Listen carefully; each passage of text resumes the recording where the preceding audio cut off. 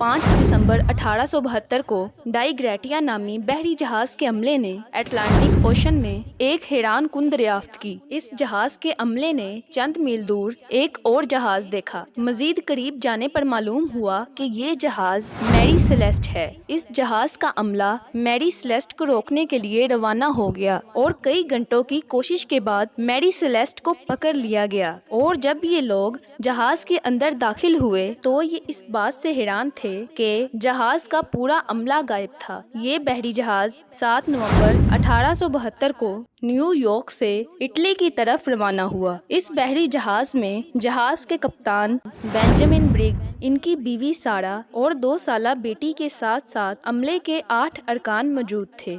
लेकिन जब डाइग्रेटिया का अमला इस जहाज में दाखिल हुआ तो इसमें किसी इंसान का कोई नामो निशान न था। और आपको ये सुनकर हैरानी होगी कि इस जहाज को किसी भी किस्म का कोई नुकसान नहीं पहुंचा था और जहाज में सामान के साथ साथ 6 माह की खुराक भी मौजूद थी। लेकिन इस जहाज में एक लाइफ बोट लापता थी। आखिर इस जहाज का अमला अचानक कहाँ गायब हो गया, ये बात अभी तक एक मिस्ट्री बनी हुई है।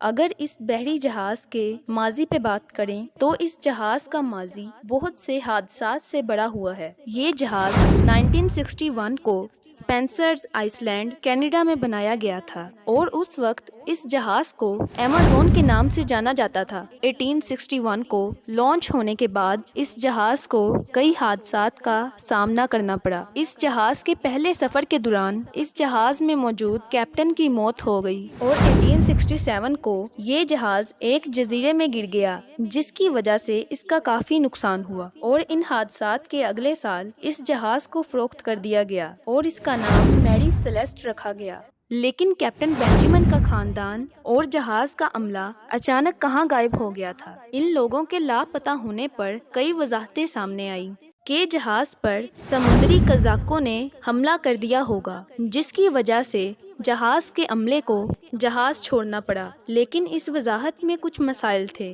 क्योंकि जहाज का सामान सही हालत में मौजूद था। कुछ लोगों का ख्याल था कि जहाज में अचानक आग लगी हो जिसने अमले को जहाज छोड़ने पर मजबूर कर दिया। लेकिन इस बात को भी ज्यादा अहमियत ना मिली, क्योंकि जहाज में आग के कोई आसार मौजूद ना थे।